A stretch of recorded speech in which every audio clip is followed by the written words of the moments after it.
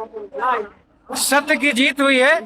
3 साल से काले बादल छाए हुए थे और आज जिस प्रकार हम सबके ऊपर अभी पानी बरस रहा है, ऐसे सत्य की बारिश हुई और मेरे पिता निर्दोष साबित हुए, बाइज्जत बरी हुए। मुझे बहुत गर्व होता है बोलने में कि हम पहले दिन से गलत नहीं थे।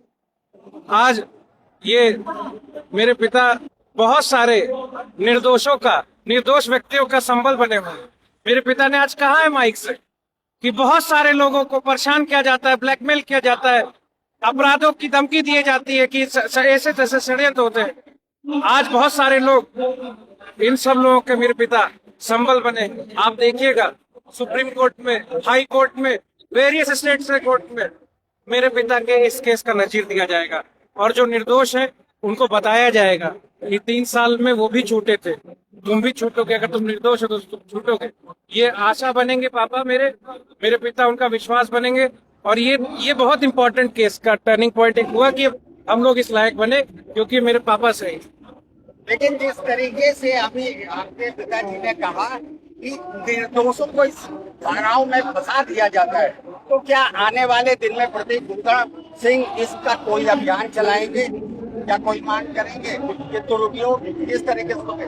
देखिए, कानून की अपनी व्यवस्था है, रूल ऑफ लॉ है, उसका कई लोग फायदा उठाकर अपना अपना मकसद साधने के लिए एक समस्या पैदा करते हैं। हमारे साथ भी समस्या पैदा की गई थी। समस्या हमारी नहीं थी, हमारा इम्तिहान लिया गया था, इस इम्तिहान में हम जीते। और ऐसे बहुत सारे लोग पूरे भारत में, उत्तर प्रदेश में, हमारे अपने जिले में लोग हैं जिनको कई लोग धमकी देकर अपना काम निकाल रहे। कोई जमीन लिखा रहा, कोई मकान लिखा रहा और धमकियां दे रहा है कि मुकदमे में फंसा देंगे। और ये इसके प्रति जागरूकता लोगों में आनी चाहिए।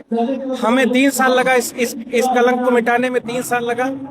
हम हर उस कमजोर व्यक्ति के साथ है जिसको ऐसे फर्जी मुकदमे में फंसाया जाता है। हम उनकी साहस, उनकी ताकत और उनकी हिम्मत बनने को तैयार। तो जिस तरीके से नेताजी को सांसद पद से हटाया गया था, जिस तरीके से, तो आने वाले दिन में क्या आप वो इलेक्शन लड़ेंगे और फिर से संसद में जाएंगे? अब पापा मेरे वाले सदन में आना ही नहीं चाहते। हमने कहा कि मेरे वाले में चल दीजिए, बहुत स्पेस है। तो मुझे लगता है कि जिस प्रकार से उन्होंने मेरी बातों को अस्वीकार कर दिया, अगर वो मेरे पिताजी और मेरे भाई दोनों जब चले जाएं एक साथ तो मुझे बहुत अच्छा लगेगा। नहीं, आप क्या चाहते हैं कि आप क्या? मैं दोनों जन को सदन में साथ में देखना चाहता हूँ। मैंने अपने यहाँ ऑफर दिया था, पापा नहीं तैयार हो रहे हैं।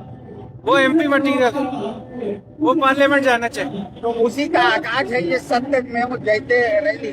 नहीं, ये तो मेरे पिता के घर वापस आने की खुशी में साथ के लोगों ने किया था। यहाँ